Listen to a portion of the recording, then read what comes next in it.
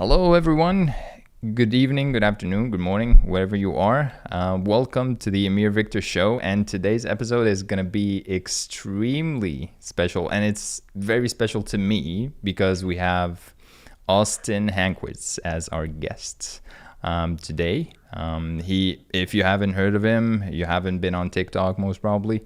You need to go and you need to go and check him out, Austin Hankwitz. I'll leave all the details and all the tags and description at the end. So if you're listening to this or watching this, you can go and watch it in the description of this episode, and you'll be able to find it.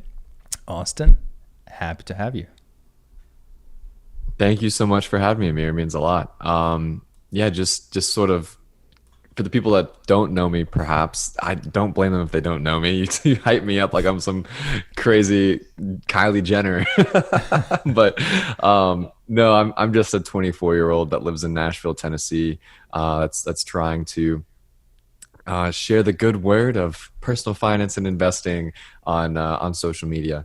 I graduated from the University of Tennessee in 2018 with a degree in finance and economics, and I quickly transitioned into the workforce, where I now do mergers and acquisitions for a publicly traded healthcare company here in Nashville full time. And then what happened was back in, I want to say late 2019. Well, I mean, if we rewind way further back, I've always been like super interested in personal finance and investing ever since Dave Ramsey's course was mandated for all of us to learn and watch and listen in high school. And I was like, yo, this guy's onto something. I'm here for the personal finance. I'm budget, man. I'm ready to do it. Let's figure it out. Investing, I'm here, let's do this. And I've always, been learning and learning and learning, which I guess sort of led to me getting my degree in finance and economics. But as we transitioned more to 2019, I was like, I really, really enjoy watching people like Graham Stephan, people like Andre Jick, a lot of these really cool YouTubers, and the way that they communicate their points and their ideas and everything that they're trying to, I guess, portray about the good side of, and maybe the not so nerdy side about personal finance and investing on YouTube. I want to do that. I want to somehow create content and publish it and have tons of people watch it. And I was like, well, what's the best place to do that? It's gonna be YouTube, right? Everyone's on YouTube, everyone's watching, easy to monetize and easy to go viral and all that fun stuff. I was like, I can do this. And then I filmed a video and it was terrible. And the editing process was insane. And it was so time consuming. I had no idea what I was doing. And I maybe I was just holding myself to a higher standard of how the incredible editing that Andre Jick does, or the incredible transitions and editing that Graham Stephan has. And so it was dead. It was like, there's no way I can do this. And so I was thinking, how is the easiest way that I can put content out there? How's the easiest way I can just start talking and start communicating and just starting a conversation with people about personal finance and investing? People that aren't just in their 50s and 60s and in their retirement, right? The people that are actually, if they take action now, they can really change their family tree for generations, right? And so that was the idea. So how could I do that? TikTok. Everyone's on TikTok. Everyone my age, everyone younger, everyone in their late 20s and 30s, they're all on TikTok. And I was like, so what's so unique about TikTok was the videos that people were posting on TikTok weren't these high quality, at least at the time, right? Over in March and April when I first got started, they weren't these high quality, put it through an editing studio, a production studio with the lights and the cameras and the action. We weren't doing that on TikTok. It was point and record, and that was all it was. And that's all I knew how to do. So I picked up my phone, and the first video I made was a video of me talking about dividend investing and how important cash flow and all that fun stuff is. And I mentioned ETF, which is an exchange traded fund. It's like a basket of stocks that is full of these dividend paying companies. And I got like 1 million views in a couple of days, and I was like, all right, I guess this is what I'm doing now. This is fantastic. And it's been a roller coaster since. But for those people that have no idea who I am, which I don't blame you, that's all I do, right? I'm just filming TikToks and trying to to share the good word of personal finance and investing Yeah. with those that want to listen.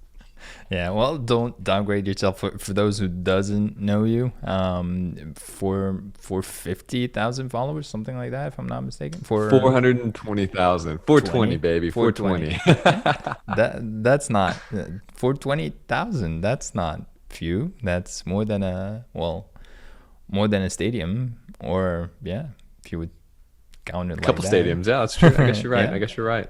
So yeah, don't downplay it. But so let me touch upon a couple of points that you mentioned. So Sure. Dave Ramsey, at the very beginning when you were starting off, you had mentioned something that in from the very beginning of your career, or just from when you were in school, something happened to you personally Yes. in your family, something like that, and you had to Right. the stock market. I think was that in 2008, right? 2008. Yeah. So what happened was uh my dad had a great job. You know, he works in healthcare. He was doing it was a good, you know, everything was great. And then he decided to retire in 2005, I think 2006, right? Everything was great. He was everything was set, all was good. And then the market crashed in 2007, 2008. Quickly realized, well, I guess I don't blame him, but he was like, "Holy crap! I don't know if I could really stay retired now that everything's down 40% and you know everything just disappears, right?" And so he's like, "I guess we got to go back to work, and you know, and I'm gonna family we're gonna get up and move to Colorado, which was way across the country from Tennessee. So you know, because that was where he found a job, right? And so I just took a step back and I was like, this is something that I don't ever want to happen to me, right?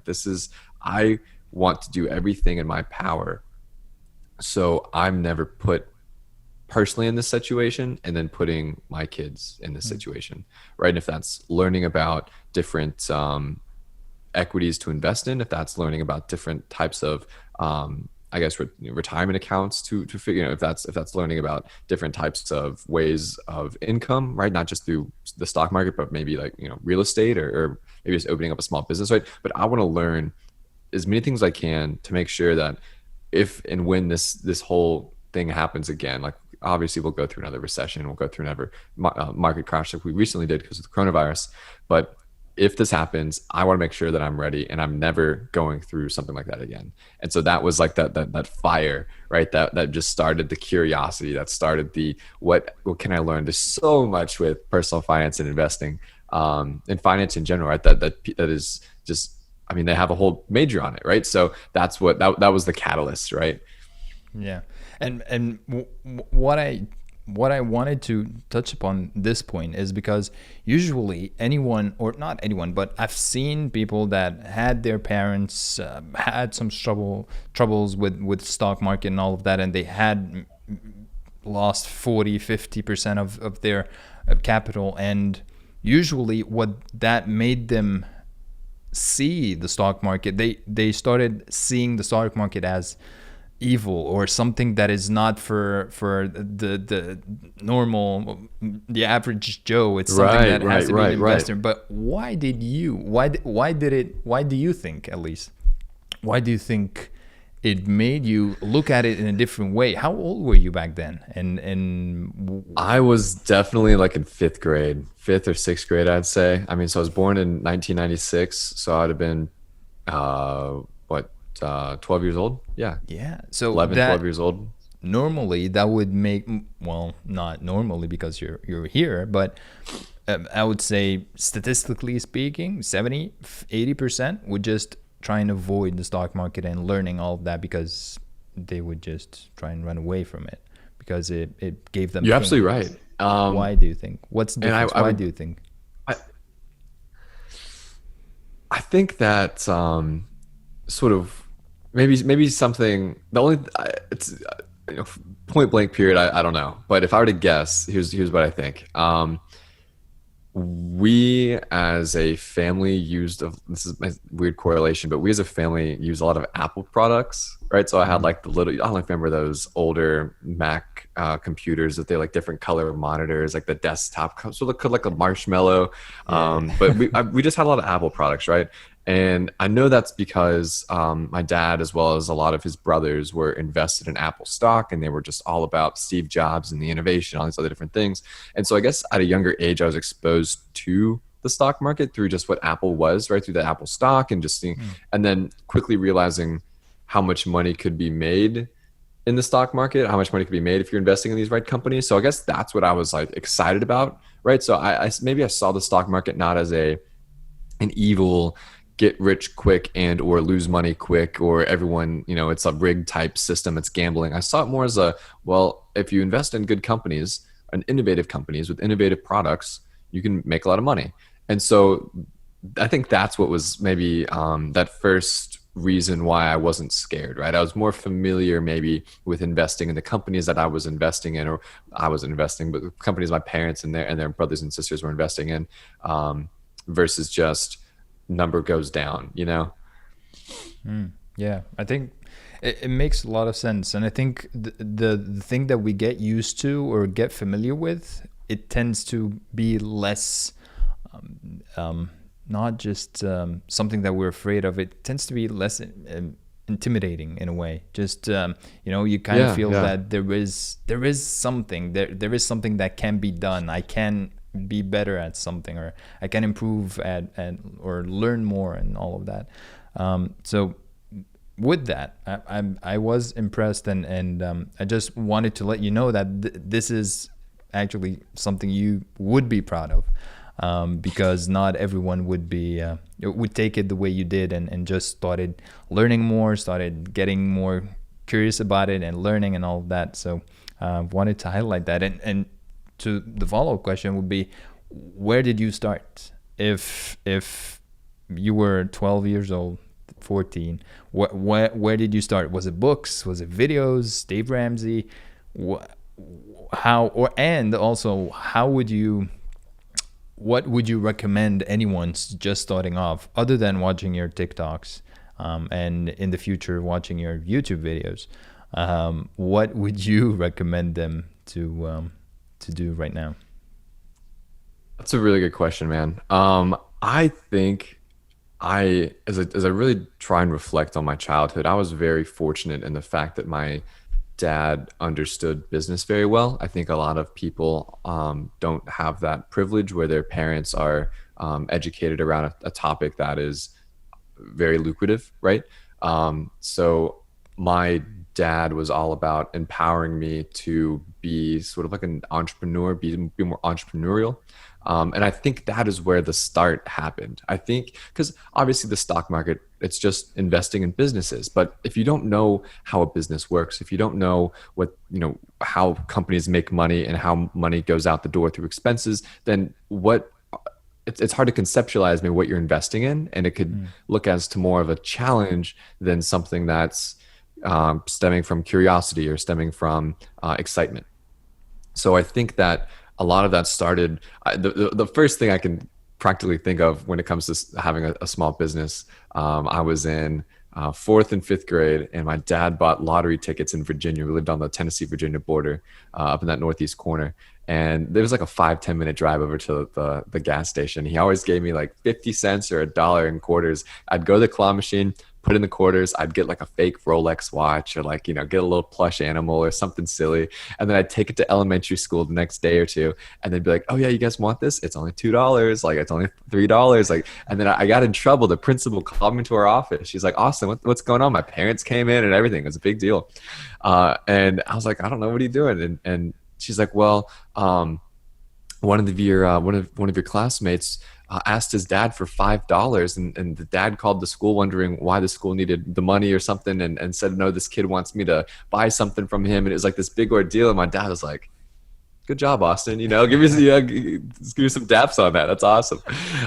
So that's sort of where like that I think that was a big driver. And then, so to answer your question, when it comes to where to start, like I said, that's I think where I started. It really moved more than into the Dave Ramsey stuff. I took an economics class in high school. I was fortunate enough where they offered that. But the Dave Ramsey was really like, that was key. That opened my eyes so much to how the stock market could be a tool for building wealth. I think a lot of people, like you mentioned, see the stock market as gambling or get rich quick or get rich or lose money quick, right? Or all these other weird things, when in actuality, if it's a get rich slow tool, and if you use it properly, it'll do that. And so sitting through, and so actually what's interesting is Tennessee is the number one state where I live and where I grew up, is the number one state for people that file, I think it's like, I don't know what chapter of bankruptcy, but for people that file bankruptcy. And so Dave Ramsey, who is here in Nashville, Tennessee, was able to leverage that data and that fact with all the public school systems. And he's able to say, here's my 8-day or 10-day course, video course. All your kids should watch it. It's about personal finance and investing. And when I was in this class, I'm like, yo, this is insane. I love this, right? We're talking about investing. We're talking about budgeting. We're talking about how much we should allocate towards this, towards that. I was here for it. And so that's where that momentum built, right? It was a little bit of business on the side growing up, and then was really catalyzed by Dave Ramsey. And I think Dave Ramsey is a backbone to the kind of investor in personal finance person I am today.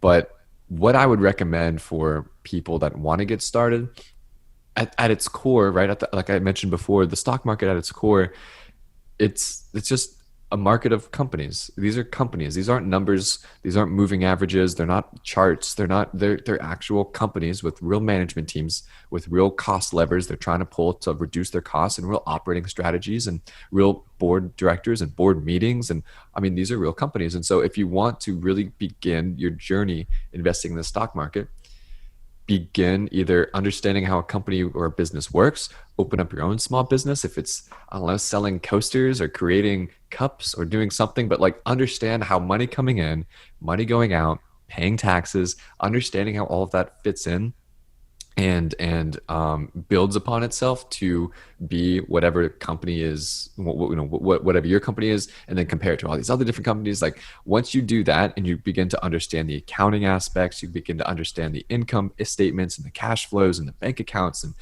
that is the best experience. That's the best place to start, in my opinion, for anyone that's really, really focused on learning more about what the stock market is and trying to figure out what companies they should be investing in. Yeah. Well, I love that. And actually just knowing about the fundamentals, I think it's crucial to not just knowing what to invest in, but also to see the world differently. I'm sure maybe you're now when you're looking at any product or any, I don't know, new product that comes in, you're looking at it not just as a product that you're using. You're not just a consumer anymore. You're also looking at it from a what's their business structure is like, and what's their cash flow and all of that. So I think that's actually, I love that you brought that up, Amir, because what's a question I get from people all the time is, right, like, Austin, what companies should I be buying, or what companies do people invest in, or why do people invest in these companies, right? The most simplest answer I always give to this is look around you. Look and see what people are buying. Look and see what people are using to buy, right? So are they shopping at Walmart? That's a publicly traded company. Are they shopping at Target? That's a publicly traded company. Are they shopping at Dollar General? Publicly traded company. What are they buying, right? Are they buying Logitech products? Publicly traded. Are they buying Apple products? Publicly traded. Are they buying hand soap and Listerine? Publicly traded companies under Johnson & Johnson, right? Like everything that people, like, just look around, look and see what people are doing and what they're buying. And then at the end, right, you go to the checkout line. Are they paying with American Express? Publicly traded. Visa? Publicly traded. MasterCard? Publicly traded. Everything is patterns and recognition and looking around and seeing what people are doing and just taking a step back and realizing that, yes, you can go invest in some random startup penny stock that no one's ever heard of, but like, I'm going to go invest in a company that is, people are obviously using it. People obviously love it. And, they have a product that millions of people use, like MasterCard or Visa, for example, right? And so that is the most simplest way that people can begin to look for companies on the stock market, is just take a look around you, see what other people are doing. Look at yourself, right? Do you own Nike products? Incredible, publicly traded. You have Lululemon jeggings? Incredible, publicly traded, right? Like it's just take a look around and start being observant. Yeah, absolutely. And actually, my advice that I give, and you can actually, that's a good time for me to ask you this, since I'm not the expert in terms of investing. I haven't delve deep into it like you did. So what I usually tell them, because I usually get the question is, if I have $1,000 or if I have $10,000, what would I do with the money? What's the best thing you can invest in, or what stock should I buy, or something like that? Usually, I know that you've been getting tons of questions like that, but usually what I tell them, what do you know? What do you know about investing? What do you know about companies in general? What do you know about the stock market? First, my go-to advice is read, learn more about it, understand it more. I have some book recommendations about finance, learning more about personal finance and also investing and all of that. So learn more. And the second go-to that I usually say, because that's what I'm doing, is invest in index funding, or just index stocks. And that's the advice that I've been hearing from mostly everyone. If we're talking Warren Buffett, Charlie Munger, all the well-known names, they're saying that. And I want to I just want to know your point of view on that. I know that you're into also index investing and all of that, but what's your advice on that? What's your take on that in general? And what would you give Charlie advice Munger and Warren Buffett and all those people, they're completely right. Index funds are incredible. They're the easiest way that 98% of the population that can invest in the stock market at a very low risk way of doing it. Just follow the market, invest in the index that they'll invest in the fund that follows these indices. Right? It is by far the easiest and best way, low cost way of doing it. And I think it's what a lot of people should do, right? Because not everyone should pick stocks. Not everyone should be, no, let's be real. It's not the case. So, and for the 98% of people, you're right, that should be, that want to say, hey, I need to put this $10,000 towards something. What do I buy? Buy the S&P 500, buy the Dow Jones, buy the NASDAQ, right? That is what you need to buy.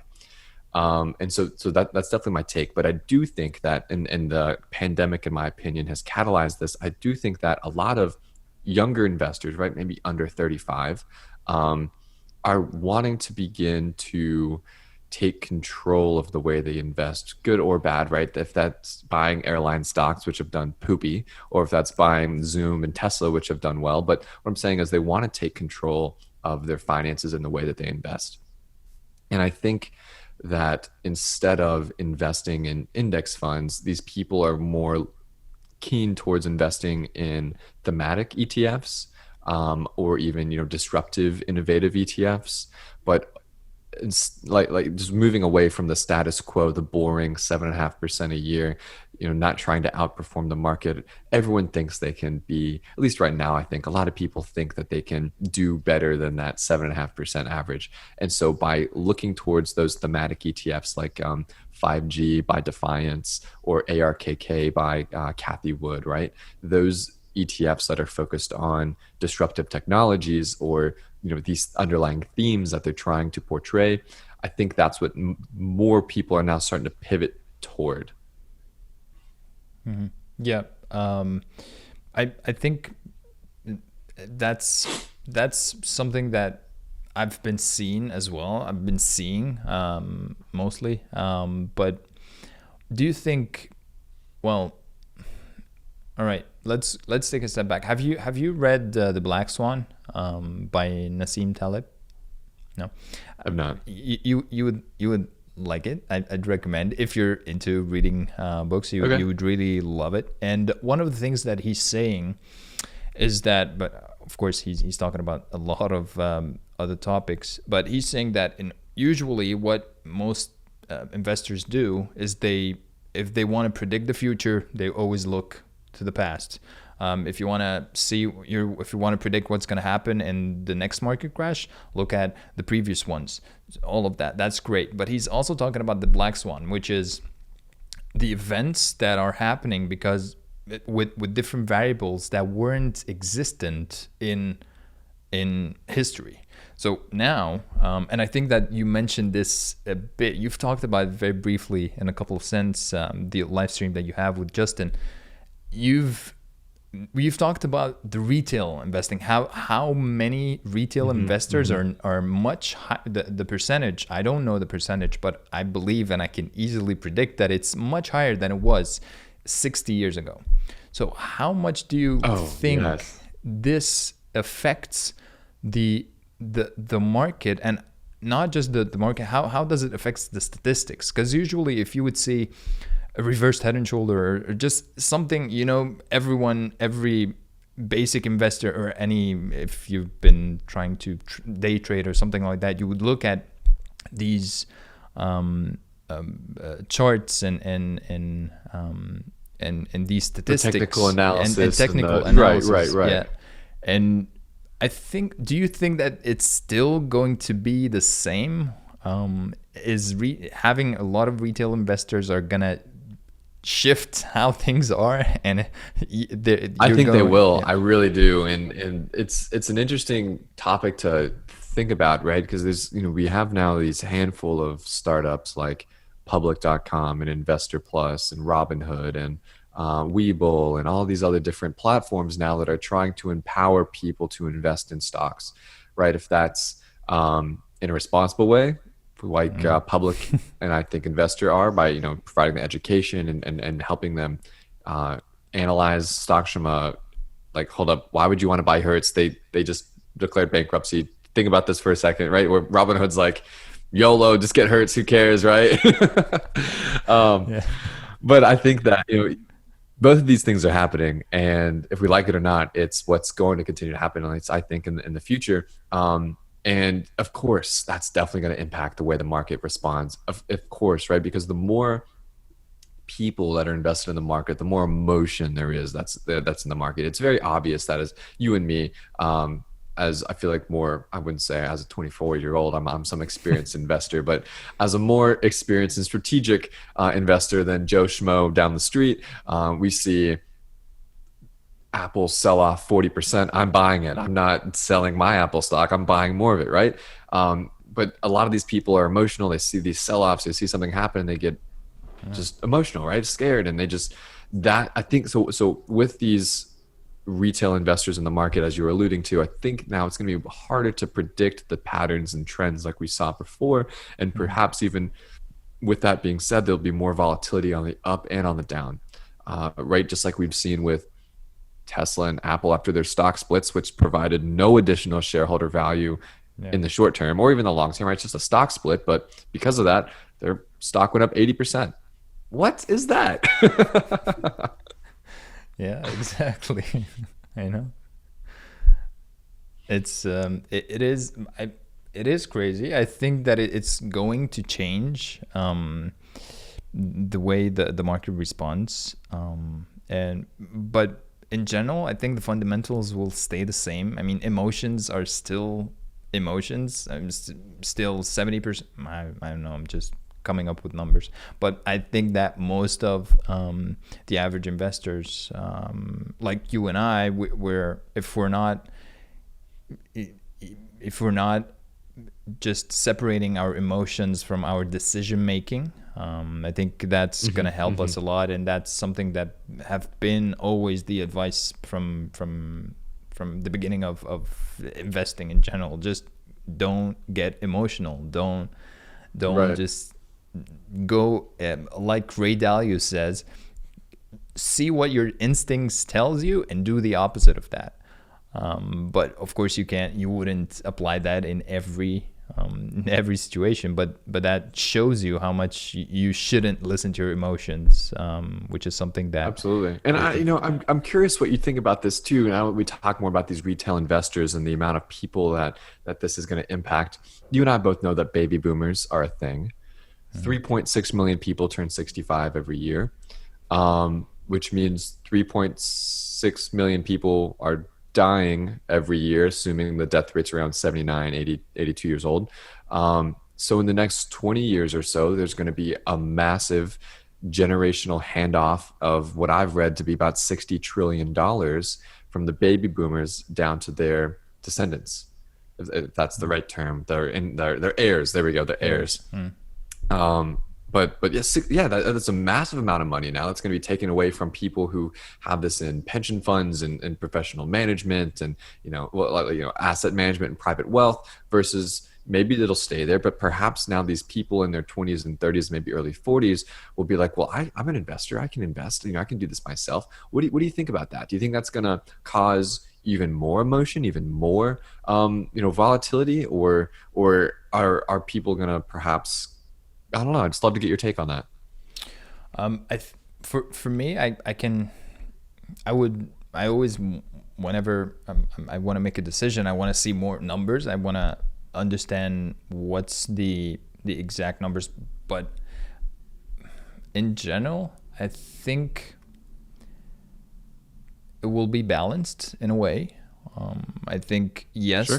some people will take the decision to invest in their own way. Some of them will try and outdo their parents and prove themselves Right. and prove how they were much better investors than their parents were. And some others will just take the same approach. I don't know, to be honest. That's a really good question. I would have to really think about that. But in general, I think it's going to be balanced. We're gonna see shifts in the market sooner or later.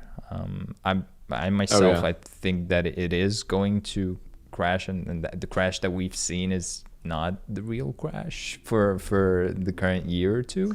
I think you're absolutely Uh, right. Hmm. but yeah, we'll have to see. But that's something that I would I've got definitely touch this, and upon. I mentioned it during Justin's podcast. But I've got this weird underlying conviction that as the government continues to offer bailouts for companies, right, that's not true capitalism. I, Mm. as terrible as it sounds, true capitalism means Delta and United go out of business, right? True capitalism means that um, AMC movie theaters, I don't know if they got what is it, one of the bailouts, but these people, like the PPP loans aren't a thing, right? People go out of business. And as we continue to move away from true capitalism, we begin to move towards what I think, and I believe it was between the early to mid 2000s, Japan was doing something very similar, where if you were in distress, the government would come in as a business, right, as a company, and we'd help you out. And if you look at their stock market, their the entire market just sort of traded sideways for about 10 to 15 years. Didn't go up, didn't go down, but there was no right real underlying conviction for people to want to make money or not even care about not losing money or like increasing their margins or doing all that stuff like what capitalism encourages, because at the end of the day they're not going to go bankrupt. The government's going to toss them money. And so I have this weird underlying feeling that America's going to start to move more towards that. As I mean, we saw 2008 was the first time that these big banks got bailed out. I think it was some $800 billion, and now we've got the CARES Act. I think it was trillions plus, right? Another stimulus Mm. package with more stimulus money going to publicly traded companies. It's freaky. It's really freaky. And I think what'll happen is we perhaps as investors that want to see return on their capital, they'll begin investing more into dividend paying companies, knowing that the dividends are going to be the only real return they'll see, real actual money back versus stock price appreciation, because of whatever stagnation will happen catalyzed by these stimulus packages. I could be crazy, man. I don't know. I'm just a 24-year-old sitting in my bedroom on a Sunday trying to think about it all, but that's sort of what I see. I think that's a great hypothesis, but I think the U.S. I don't think we would. I think It's hard to bet against the US. I totally agree. and I not just totally that. agree. I think it's always gonna be more leaning towards capitalism than just anything else. But we'll definitely, it's going to be very interesting to see. Wow. I mean, imagine if we were just going sideways for 10 years. I think some people, I mean, what about Silicon Valley? I mean, some of them they will like it, but I don't know. Maybe some of them will snap. They won't like. I think we're just used to Right, ups and right. downs. What are they gonna do about it? But that's very interesting to think about. I'm gonna have to dig a little deeper on that as And well. that's why I'm really keen on Kathy Wood. I'm not sure if are you familiar with Kathy Wood? With ARKK, the ARC. Yes, yeah. Yeah, I think she's absolutely. doing some incredible stuff over there with her fund and how she's allowing people to. It's I think she describes her ARKK Innovation Fund as like the easiest way for anyone to invest in like VC, quote unquote. Mm-hmm. Um, excuse me. But yeah, that's why I'm super keen on like her disruption and innovation and what these and I think she took to Twitter a couple weeks ago saying there should not be another stimulus package because this takes away from disruption, right? This takes away from people figuring out that this is what we should do instead because this didn't work and went out of business. So Yeah. I love those little tidbits. I think they're very interesting. Yeah, absolutely.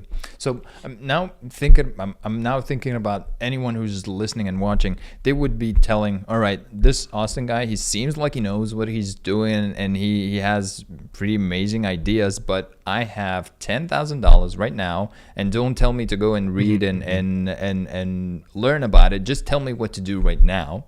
And I want steps. I mean, I'm 18 years old. Or let's say 21 years old. I have no idea. Sure. I can invest in index funds. What steps would I take? Where would I go? What should I do? Tell me now. That's Of usually. I'm course. I'm, I'm assuming that this is what you're getting as well. Some of your communication on All the TikTok and time. all the All the time. questions. So maybe you can answer this question once and for all, and just anytime anyone asks you like that, just tell them, hey, go watch this or go listen to this. I mean, that would That's be it. so. That's what I'll do. So I think whenever it comes down to investing, Amir, I can't just look at a brokerage account. I can't just look at your return. I look at, do you have student loan debt?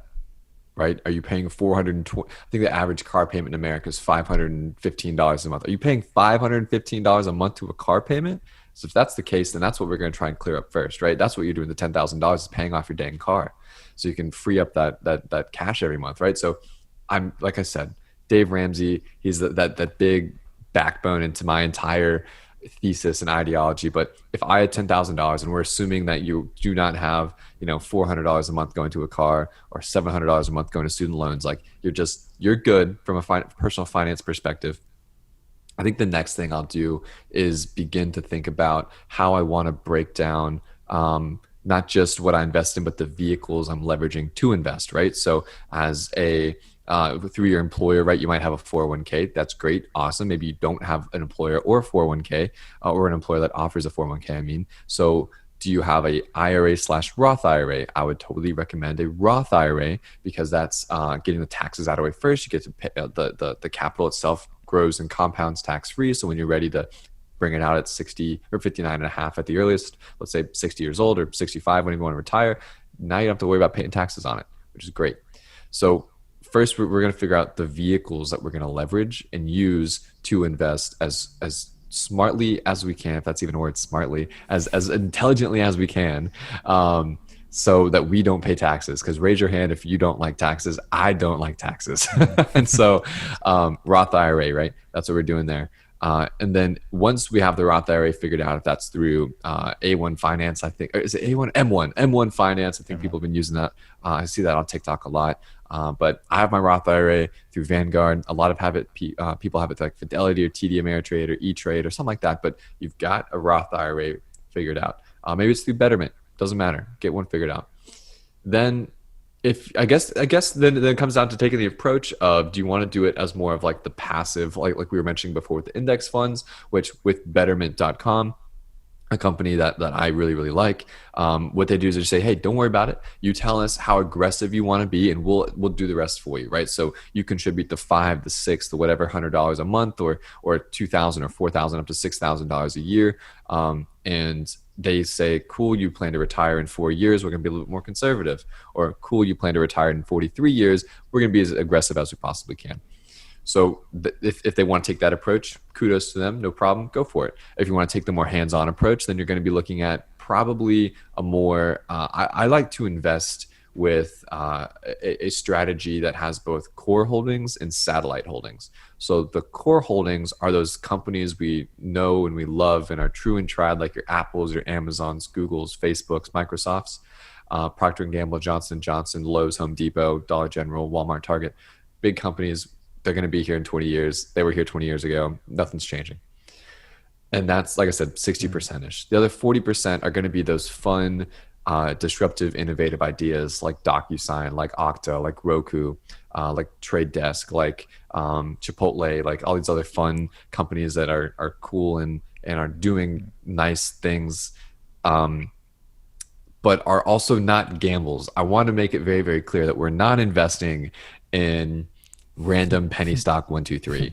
We're not investing in your buddy told you to buy this cryptocurrency off a random Chinese exchange 456, right? That's what we're not doing. So yes, these are disruptive, speculative ideas, like we're being aggressive with it, but we're not being silly.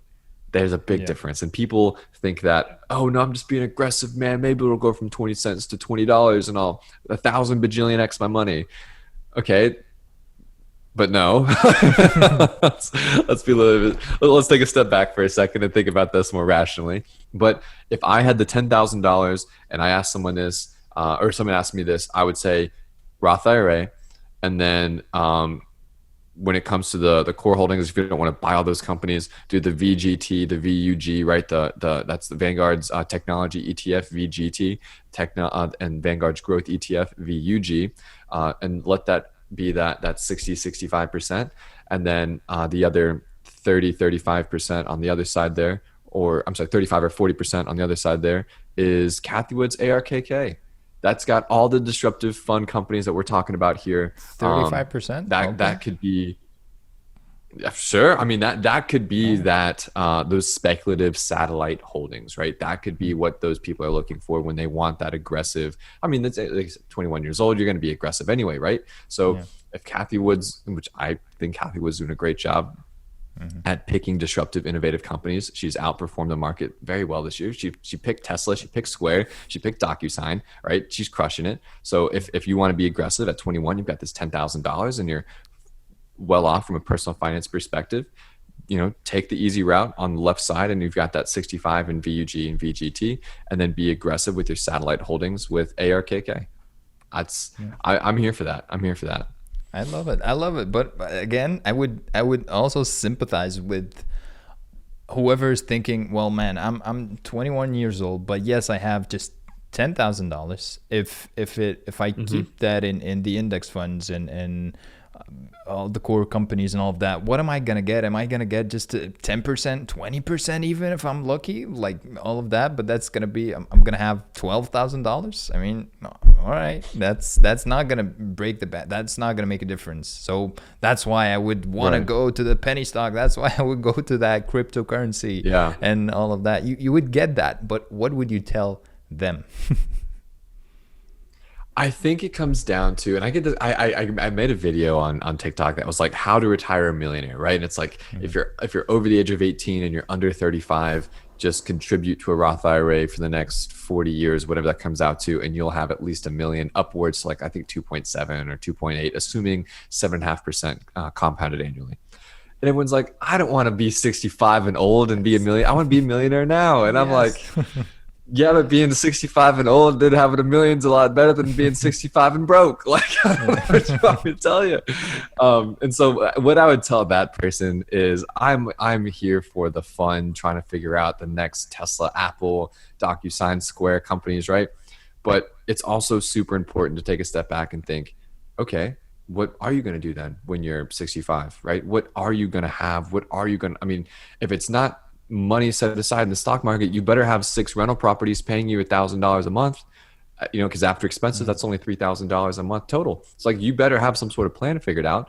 But, oh no, I don't. I'm just sort of, it's only $2,000 or it's only $3,000 on top of my 10,000.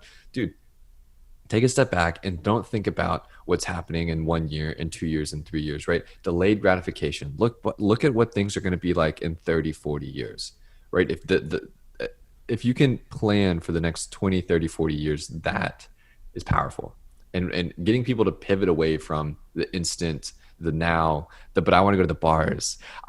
Man, I'm going to tell you, we'll get into this conversation, but the best thing I did for my whole mental, everything going on, which includes personal finance and investing, and helped me do this, is stop flexing. A lot of people my age and under 30, they want to drive the new BMWs, man. They want to go buy the bottles. They want to go buy the luxury apartments. I drive a 2004 Lexus. I had a 2016 Lexus, but I had a $440 a month car payment on it. It sucked. I hated that. I was like, what am I doing, dude? Stop being silly. Who cares you drive this car? Go buy a $6,000 car in cash. So that's what I did. So I tell these, and that's because I'm like looking for the long term, right? I can take that 440 now and invest it in index funds or in whatever I want to invest it in. And then by the time I'm 65, just because I sold that car and I kept investing, I now have an extra $1 million in my life. And so what I would tell that person that's like, dude, I don't care about 2,000-3,000. I could go buy this car, go buy a new iPhone, I go buy the new whatever, go do this or go do that. I'm like, dude, just think about what you're going to be doing when you're 55 and you're 65. Like, maybe look at your parents. What are they doing? Did they set themselves up for success by having this retirement or having their house paid off, or they drive a nice car? That's incredible, good for them. Let's try and walk in their footsteps and think, what did they do to do that? Were they investing at a young age? Were they not flexing and they put extra money towards their mortgage? Like, what steps did they take? And maybe we could use them as an example. Or maybe like I guess you can look back and see what happened with my dad. Is like, well, which was, I guess, sort of a weird example to tie into this, but what I'm trying to say is, maybe if your parents aren't in the best situation, it now comes down to, do you want to be like them when you're their age? And if not, then let's take these specific steps to make sure that you're not. Does that make sense? Absolutely. I love it. And something that I would add as well, yes, you've answered someone. If I'm always looking about mindset and how am I looking at things, and not just mindset, but also the attitude I go in with anything, or just trying to think about anything. Yes, if forever who's watching and listening, if you're going in with the mindset that you're going to get rich quick by the stock market or by investing, that's mostly not going to happen in the next year or the year after that. What I would tell them is, just take a step back, take a deep breath, and listen to what Austin just said. You're in this for the long term. The vehicle, the investment vehicle, this stock market is for the long term. It's a long-term game. It's not short term. It's not 2 years, 5 years, 10 years. So stop looking at it this way. If you want to live the lavish life, if you want to live right now, if you want to go to the bars, if you want to do that right now, then go and find something that will give you high income. Go and learn a high income skill, something that will get you a lot of 100%. money. I'm all for that. Yeah, absolutely right. Real estate investment. Go ahead and see. You can get, there are plenty of YouTube channel talking about how you can start off.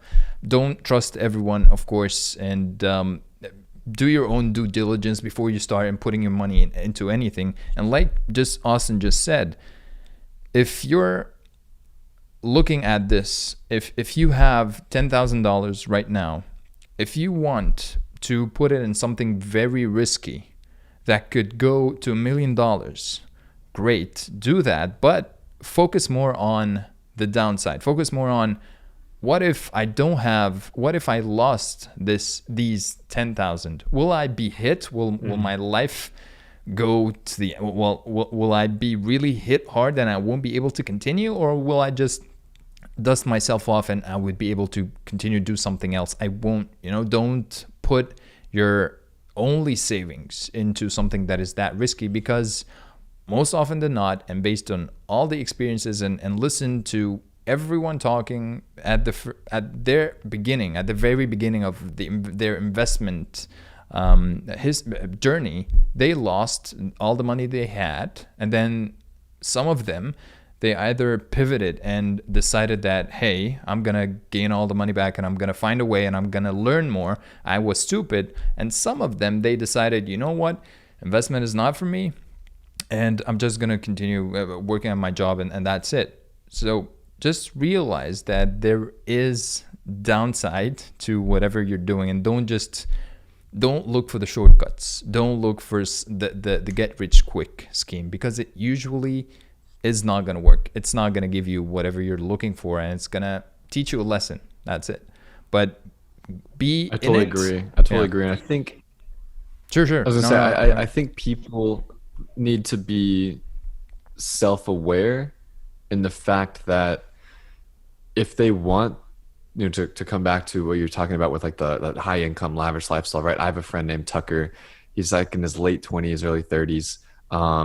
And he owns a cement company and a roofing company and a dump truck company, right? And this dude's got a $400,000 boat. He goes out all the time. I mean, he spends money and he makes money. And I was like, dude, that's incredible. And he'd never want to do the stock market, but he's happy and he knows that that's going to be what he leverages for retirement, right? So maybe if the stock market's not your thing, which 99% of, for 98% of people it is, because it's the easiest way to compound your wealth, but if that's the thing you just do not want to do, then like you were saying, Amir, there are tons of different ways to have that high income lifestyle, to create create and generate an income, to hit those marks. But I think being self-aware enough to know and take a step back and say, do I care about what people think about me, where I need to spend $1,200 a month on a car payment, on restaurants and drinks and bottles and this apartment, and I need 17 different pairs of shoes, all these other different things? Or do I care more about when I'm 36, I'll have $282,000 in a retirement account, have a paid for house, even though it's a $180,000 house, but it's paid for, right? And then it just comes down to, what do you prioritize? What do you care about? And being self-aware enough to take a step back and really make those decisions. Yeah, absolutely. Have you heard, Austin? Have you heard of Mr. Money Mustache, the blog? Or yes. Oh, I've read everything on that guy. Yes. I love him. I kind of, when you were talking, I kind of felt that you had somewhat of a similar mindset, a way of looking at things. Have you heard of so there's Mr. Money Mustache, and then there's also a podcast or an entity that came out a few years ago called Choose Financial Independence, right? So it's everything that Mr. Money Mustache talks about when it comes to retiring at a young age. You can spend time with the people you love, doing the things you love to do, even though you don't have the $828,000 house with a pool in the backyard and the brand new Mercedes in the garage. But you're retired, you're not fixed to pay, you're not fixed on having to trade time for money anymore. And so they're trying to, I guess, do the same thing with the whole financial independence. It is incredible. And I think to anyone listening right now, it just comes down to self-awareness and what you want, right? Do you want to work the rat race for the next 40 years of your life, high income, but also spending a lot of money, which means maybe not so much is going towards investing in retirement? Or on the other side, do you want to maybe not work the rat race, save 40, 50, 60% of your income because you're eating rice and beans and you live in with 4 other roommates and you guys are sharing your bathrooms and whatever, you're doing that for 6 years, and now you've been able to work 80 hours a week and have this big lump sum of money, which isn't a lot. It's $400,000, $500,000, $600,000. Don't get me wrong, it is a lot of money, but it's not the millions you might think of that people have as they approach retirement. And then the dividends, or the 4.5% rule, or whatever, the 4% ruling it is, coming from that enables you to live a life of meaning and purpose, right? So taking a step back and thinking, do you want that lifestyle on this side, or do I want to be more live that life of purpose, but it comes at a cost up front? I love that, man. I love it.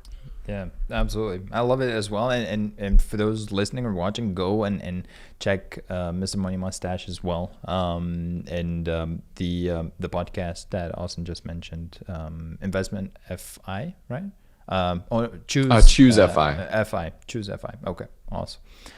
So speaking of that, tell me, do you have in mind, do you have any 3 times or any time that you failed miserably and it turned out to be something that was of value eventually, or something that taught you a really good lesson, something that you've looked at it in a way that was, back then when you were in it, you felt that this is awful, but 2-3 years after that, looking back at it, I think that was the good thing that happened to me, because it made me realize this and this and learn this and that. Do you have anything like that? 100,000%, man. Yes, yes. So I mentioned earlier, right? Entrepreneurial, just kind of guy I am. And when I was a senior in high school slash freshman in college, I looked around and you see the Southern Tides, you see the Comfort Colors, you see the all these really cool t-shirt brands, graphic t-shirt brands that were more Southern oriented that people were buying off the shelves like crazy, and they were $28, $32 a shirt, which is insane, and people were all about it. And I'm like, yo, how expensive is it to call up Comfort Colors company and get their, get these raw t-shirts, find a screen printer, find a digital designer, and then make my own shirts. Ran the numbers, it's gonna be like $4.13 a shirt. I'll sell them for 28. This is a killing. This is incredible. Let's do it. So I saved up as much money as I could. It was about 3 or 4 grand, I think, is how much I ended up putting into this. I went and bought hundreds of shirts. I went and I got all of them printed, and I it was cool. It worked for a little bit. It was not a bad thing, but a lot of people were also like, "Austin, what are you doing selling shirts, dude? That's not you. Like, what do you like?" I did the whole social media. I created the website. I did the shipping. I did the books. I did the Excel sheets. I hired the accountant. Right. I was doing everything to try and get this company off the ground in 2013, 2014. Right. Shopify was just beginning to be cool. Drop shipping wasn't a thing yet. And so like I'm leveraging all these different tools to try and have this successful business, and it flopped so hard. It was an absolute just failure, man. It was like, and not only was it embarrassing because all my friends and all the people that sort of knew me but didn't really know me, but now they know me as the guy who was trying to sell t-shirts that he thought was cool but ended up no one wanted. And so it was a slap in the face from an ego perspective. But like now that I look back at now I have Hankwitz Group, this media company I'm building, right? And I look back and I'm like, coming from a time in my life where I wanted to build something, but I had the wrong product. Now I can leverage everything all the tools, right? All the books, Excel and everything I had there, right? All the books that I had made, all the website building, all the ways of email marketing, everything that I learned throughout that process really might have not been a failure, because now I can leverage that with what I'm building now. And maybe if that turned out to be something cool and that was some massive, the next whatever big company, like then if that was the case, I wouldn't be able to have the opportunity to do what I'm doing now, right? So I would, to answer your question plainly, my company, which was Coastal Colors Company, that was the name of it. It flopped. It was a smooth $3,000 or $4,000 out the door, but over that 9 to 18 month period, I learned a lot of stuff that I think is invaluable. And I think one of the more invaluable lessons I learned was to not wait. Am I allowed to cuss on this podcast? Sure. Yeah, absolutely. To not give a damn, not give a shit about what anyone thinks from an ego perspective, dude. If you want to sell t-shirts, sell t-shirts. If you want to sell photos you took on your drone, sell photos you took on your drone. If you want to have try and start a media company about personal finance and investing, and everyone you went to high school and college with, like, dude, you're on TikTok, that is so dumb. Screw them. Do what you want to do, man. That, I think, is the invaluable lesson that I learned from failing at that first company, was just the ego lesson. It's insane, man. Absolutely. I love it. And it's definitely necessary. And I know that, well, plenty of people, they try and avoid that failure. They try and avoid, that, hey, I don't want to be that t-shirt guy. I don't want to, my ego, my representation, how people see me, my image and all of that. That's great. That's wonderful. But if you're, and that's an advice that I would give my younger self. If you're 15 years old, nobody really cares about how you look. Just go and learn, go and do it, go and try it out. If you're 25, I think you can still recover. If you're 30, you can still recover. Even Ray Dalio, he had his worst year. And he was a very grown man, and he was able to recuperate from it, and he is now the first or second or one of the top best investors in the whole world. So if he can recuperate from it, I think you can as well. And don't just, like Austin mentioned, just don't give a damn. I really like it. And it's easier said than done, I know, but you got to build that Oh, muscle. You got absolutely. to It's easier said than done. you got to try it. You got to just do it and try it. Try something very simple, something very easy, and just get in the habit of doing something that doesn't make you feel comfortable. So yeah, thank you, Austin, for that. So what advice would you give your younger self? I would say 5 years younger than. What would you go back and do differently, that might have give you a kind of a shortcut or something that might help you move along faster or do I something think different? I think it would be, well, me personally, just a couple things that I now reflect on. Um, I think to stop, like I said before, stop flexing, right? That's everyone wants to do that, but beyond just stop flexing, which is I think the most important thing I tell myself, begin. So 5 years ago, I'd be in college, and I guess this now goes to anyone in college. But begin leveraging, not even leveraging, but creating relationships that you, if you need to leverage in the future for some sort of opportunity, but create relationships with these people. A relationship with a person is not, hey man, let's hang out and drink beer. Hey man, what'd you get on this test? Hey man, let me copy off you. Sure, you want to copy my paper, whatever. Like a relationship is much more meaningful than that.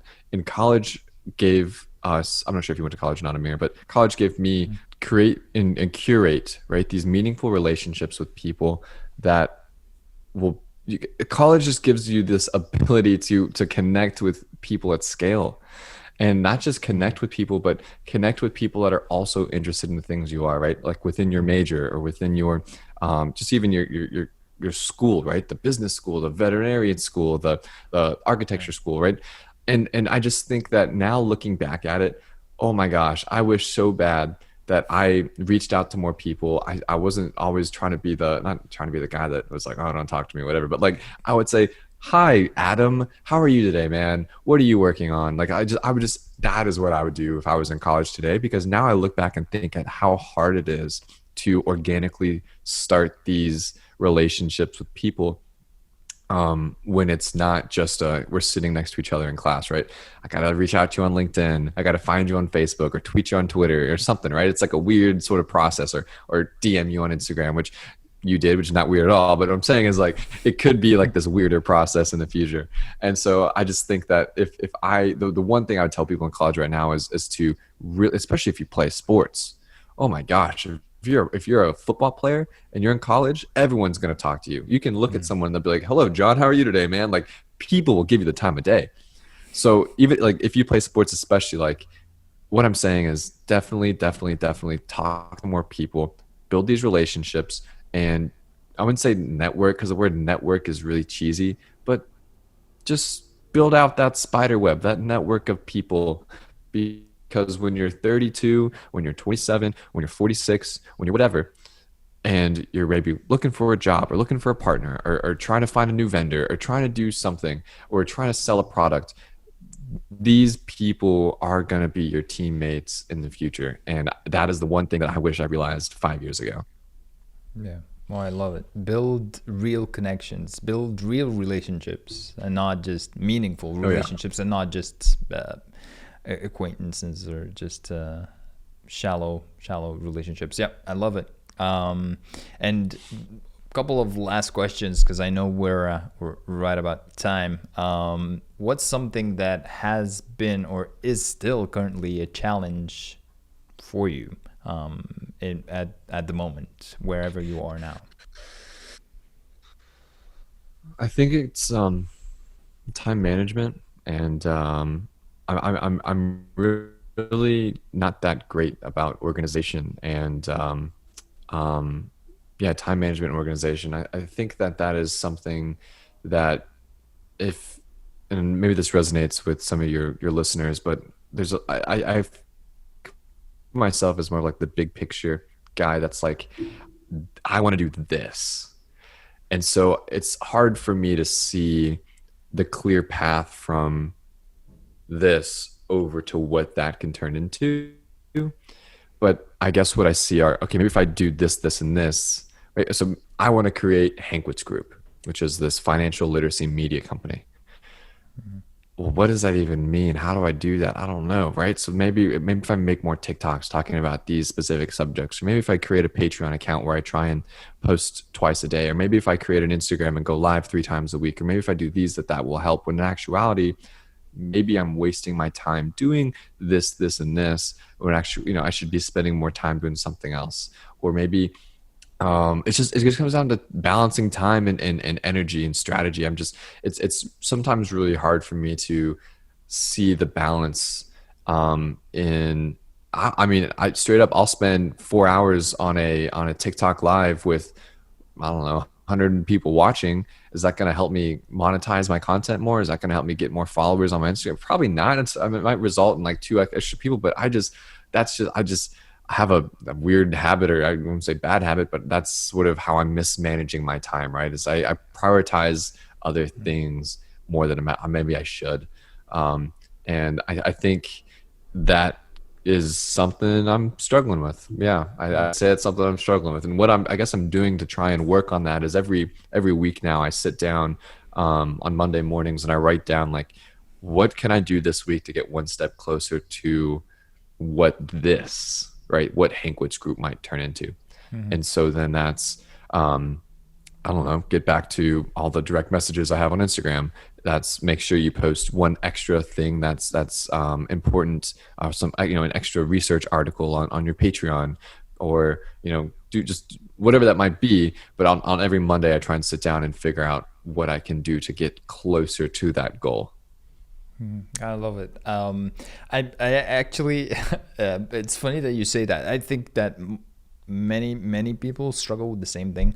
I myself was having this kind of struggles as well in my earliest journey in my business, and I've actually.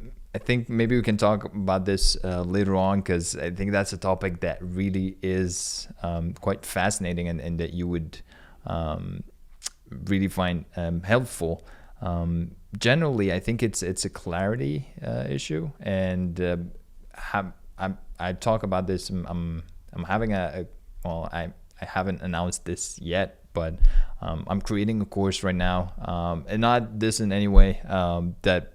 I haven't planned on mentioning that even, but I'm creating a course that tackles the clarity and how to reach that goal, how to reverse engineer the end goal, how to make it seem as if something that you can do. What am I supposed to do next week and next month and the month after that and the month after that? So that's something that would really was beneficial for me. I mean, now that I have the clarity, I know where I want to go exactly. Like you mentioned, you want to have this media company to help people enhance their financial situation and financial literacy. Great. What's the next steps? What are the steps? I mean, what am I supposed to be doing right now? What am I supposed to be doing next week? I mean, it's insane, and it's really hard. And I found that what it takes is a mixture of clarity, knowing exactly what I want. So you have that. So that's great. Most people don't even know what they want. So you have a great goal. How do I reverse engineer it? And I look at it in terms of years. I mean, I give it a timeline. You would probably know this as well, as that you would give it a timeline. All right, am I going to reach that in a year, next year? I probably not. Maybe 5 years from now. All right, so what do I really need in these 5 years? So before I create that media company, what do I need before that? I need funding. I need marketing. I need to launch the media. I need to start advertising for it. All right, what's the step before that? Creating, Right. Having a strategy, having a content strategy, understanding what topics do I want to cover, all of that. Okay, great. Let's add in all the topics. All right, what before having all the or no, not before. So after having all the topics, what would I do? I would probably be shooting videos. I would probably be recording. I need an editor. I need all of that. It's a huge list, but you're not gonna do that in a week. It's a long journey, and you know the long term. It's a long term game, and what you need to do is just reverse engineer it so that you would know, what do I need to do this month? What do I need to do this quarter? What do I need to do in the next 6 months? That's what I'm going to be working on. All right, great. Having clarity on where you want to go, at least it helps out. It's a map. It's a strategy map. You would have it. And from there, you would at least know where you want to go. I mean, instead, that helped me because in my previous years, I was trying to build up a company. And it took me 2 years, and I realized that I haven't reached anything. I haven't even created the company yet. I had that goal. I was doing work. I was being efficient at whatever I was doing, but I wasn't doing whatever it took for me to create the company. So after I had that clarity, it made me able to do whatever I'm doing now, and I was able to come up with a strategy, come up with a plan, do all of that, and know exactly what I need to do. 6 months, I started at the very beginning in TikTok. If we're talking about TikTok, I laid down the topics that I want to discuss, the topics that I want to talk about, and what I wanted. And I thought I had a goal that I really started TikTok in March 2020, same time as you did. And Right. And in 2 or 3 months, I was able to reach big numbers of people who were excited about the content and having tons of followers and just people that are interested, and they would want to hear more about what I have to say. And reaching 200,000 followers for me was a 1 year or 2 year goal. But I was able to achieve that because I had kind of that clarity on topics. Of course, I got lucky. And whenever people, they would see just someone who has tons of followers like you, they would think that it's easy or you got lucky. I mean, I tried it. I posted 3 videos and I didn't get the first million. And people would see, for example, your profile. Oh, you were lucky. You got 1 million from the first video. I mean, well, yeah, but it took consistency, and it took years for you to have this information. 1,000%. It's 1,000% correct, man. I posted a TikTok every single day for 58 days. I mean, I don't know if that's because of the algorithm. I don't know what, but to go from I think I had like 300 followers after that first million videos. And people were like, okay, this is cool, but like, he doesn't have videos. Why would I follow him? Right. And so then, going from that first 0 to 100,000 followers took posting every single day for 58 days, 1, 2, sometimes 3 pieces of content. Right. And this is all while working your 9-to-5 job. So you're right. Consistency and endurance and persistence and all that stuff is super, super important. Yeah, absolutely. All right. So a couple of last questions. Where do you see yourself 10 years from now?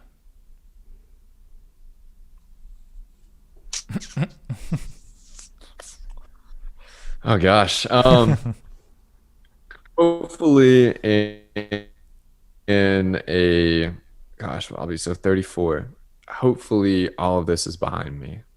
Weird as that sounds, I don't want to do this for the rest of my life. I'm doing this so I can have the financial freedom to spend 34 to 84 with my spouse and my kids, right? Yeah, so 10 years from now, what do I see myself? I see myself being the nicest landlord anyone's ever had. I see myself hopefully teaching other people how I have come to. I hope to have a portfolio that enables me to do and spend time doing what I love. And straight up, weird to say, I love repairing electronic devices. I worked at a iFix and repair when I was in college. I was fixing the iPhones, the laptops, the iPads. Man, I love that stuff. It's so fun to me. And so do I ever want to open up one of those? Probably not. The business sucks. It's hard dealing with people, and you break some stuff sometimes and people aren't happy with you.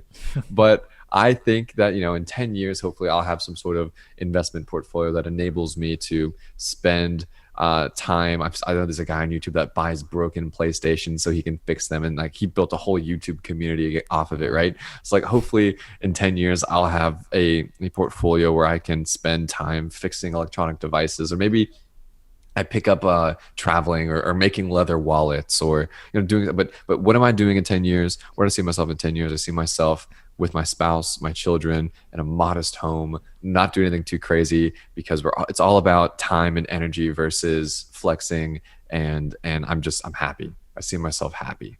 That's the goal. Wow, I love it. And you know what? I think in my personal opinion, in 10 years from now, you would far exceed all of just this. And I love the fact that you just that's what you want, because eventually, I think in my personal opinion as well, is that that's what happiness is about. Whatever makes you happy. It's not the houses, the boats, the $1 million in the bank and all of that. No, it's financial freedom. It's not having to worry about the money, not having to worry about how are you going to provide for your family, and doing something that you love. And I love that you just said that, and I'm sure 100% actually that you are going to reach much more than that. You would I appreciate something that, that Amir. It means a lot, man. absolutely, and something that Tony Robbins says a lot is, people always overestimate what they can do in a year, and they underestimate what they can do in a decade. And I think you're underestimating that, but I think you're gonna do great stuff, and you're gonna reach great places. And one last thing I would ask you is, what is the question, or any question that you would wish you get asked a lot, from your followers or from people outside? You wish you could get asked that, because that's the most important question. I think it's funny. It sort of reminds me of a meme, right? People always ask, at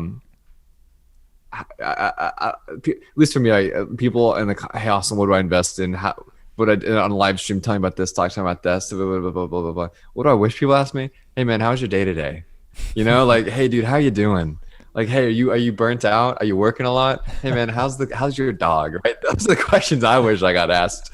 But no, it's really come down and trying to answer your questions seriously here. I think that's Questions I think the people should be answer. I asking. think people should really see a bit that you are not just a creator or just a face the TikTok profile. You're a human being, and you might have some hard times. Right. You might not be wanting to just all the time be able. You're not always able to give the advice, or the quick advice even. And just remembering that you're a human being behind the camera, that's something, I think that is it's a great message, and I might steal that in, if anyone asks me that. So if you don't mind. Yeah. I mean, the thing is too, like we see these TikTok accounts or YouTube channels, or pictures on Instagram, or graphics, or whatever's going on. We see content, but we don't always see the person that makes that content. We don't always see the person that's going to be reading those comments. We don't always see the person that's replying to those comments, and it's just, and even if we do see them, like sometimes we just see them as like a quick, now I can actually look at you and ask you, is this a good stock to buy? Or hey, now I can actually look at ask you, hey, should I, is the Steelers going to win today, right? Like whatever that person's creating. But in actuality, like, I'm a person too, just like you're a person, just like everyone else are people. We all have, and it sounds cheesy, but emotions and feelings. And it's like, hey man, are you burnt out today? No problem. Don't even worry about posting. You posted for 58 days straight, like 2 months ago. It's all good. Go take your Sunday off, or whatever that is, right? I think that's what people should be asking more about, or what I wish people asked more to me. Absolutely. You wanted to answer this question differently. Is there anything that you want to add to the Yeah, I question? mean, if I were to, if someone was like actually, what a subject I think, and I wish people were asking more questions about, which sounds, maybe it could open up a rabbit hole, but digital currencies, Bitcoin. I think people need to be asking more about digital currencies, especially after what PayPal just did, especially after what Square is doing.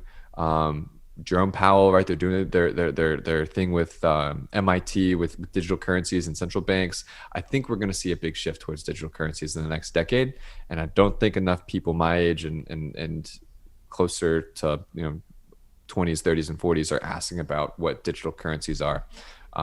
So that's what I wish people were asking more about, me or anyone else, or what is a digital currency? What's a cryptocurrency? What's a Bitcoin? I think people need to be paying attention, man. Yeah. Oh, absolutely. And I personally, I think we might even make a complete, if you're down, I would definitely make a completely different episode on Bitcoin, on cryptocurrency, on just the future, on chain Yeah, I'm link, game, dude. I'm on so game. all of that. I think Oh, dude, there. man, I am in love with Chainlink. I was super, super, super, super, super fortunate to find it when I was a senior in college.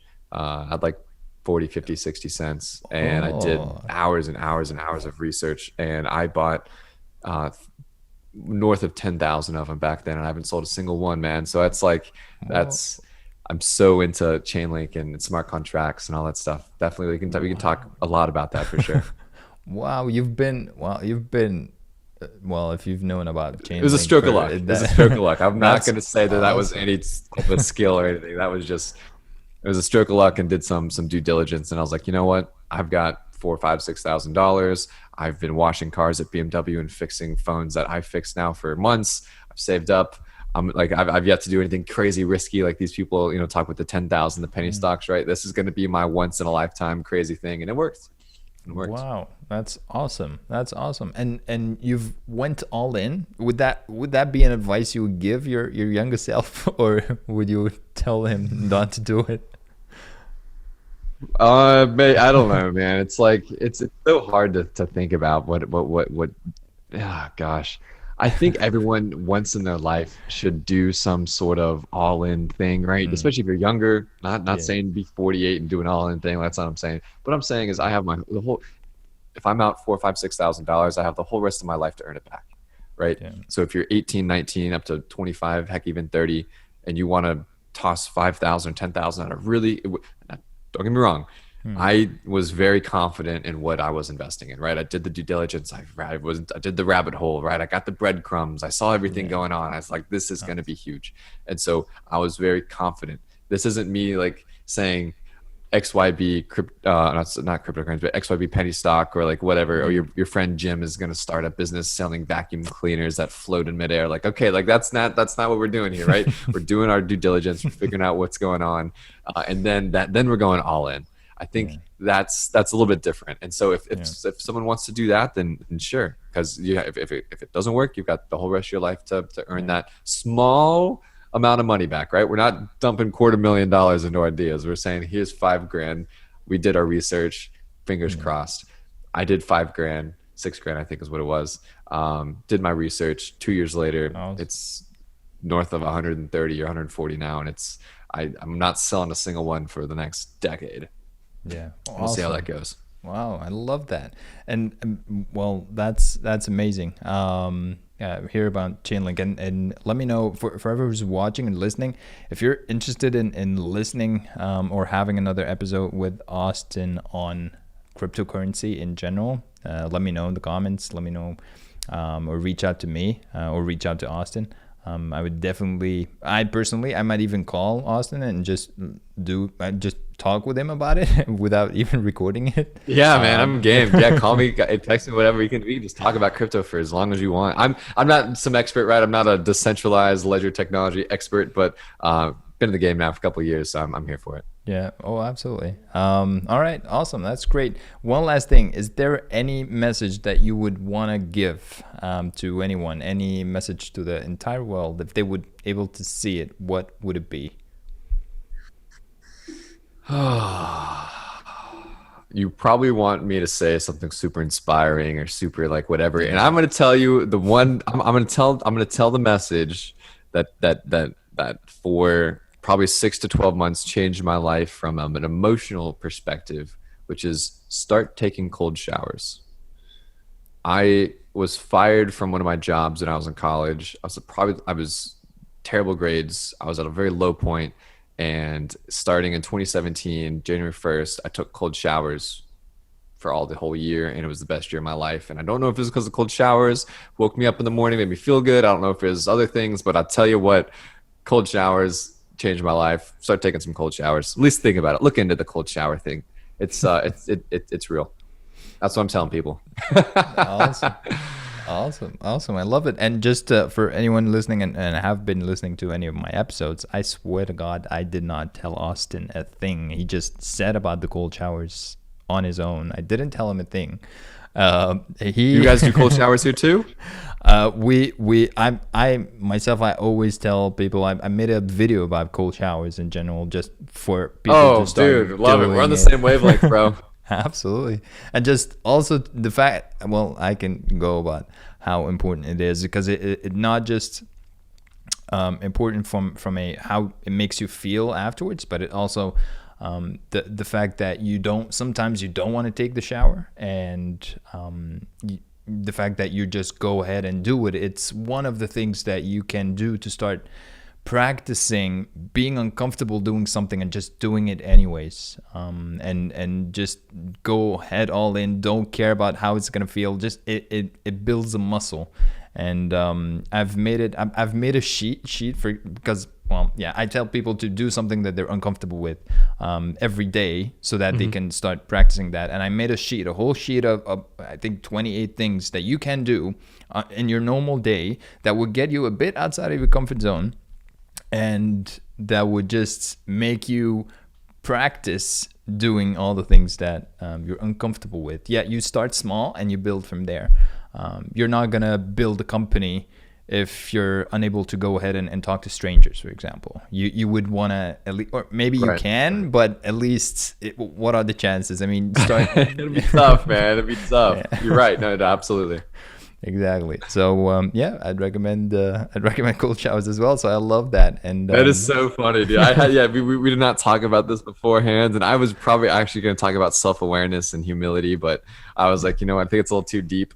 Yeah. So let me just share a quick little tidbit on something that I do, which is cold showers, and it really changed my life. So good stuff, man. Good stuff. Great. Awesome. Thank you, Austin. Looking forward to talking to you again. And for those watching and listening, I will be leaving all the information about Austin. You can go and check him out on TikTok. And Austin, if you can just let them know where can they reach you in general. Yeah, sure. So if you want to check me out on TikTok, it's just at Austin Hankwitz, AustinHankwitz. I'm at Hankwitz Group on Instagram, and then also Patreon, which is this. I'm sure you guys are familiar with what Patreon is, but for me, I treat Patreon as this smooth extension from my TikTok. So like on TikTok, I have 60 seconds to get across an idea or a concept, where on Patreon, I've got as much time as I want. And, I can add pictures and graphics and just any illustrations and supporting materials as I need to get my point across. So Patreon is this free place where I post these additional ideas and additional, just a smooth extension of my TikTok, really, in written or visual format. So that is patreon.com/Austin Hankwitz. All right. Awesome. Great thing. Thanks, Austin. Good to have you. And we'll definitely talk again soon. Of course. Thanks, man. Appreciate it, Amir. All right. Awesome.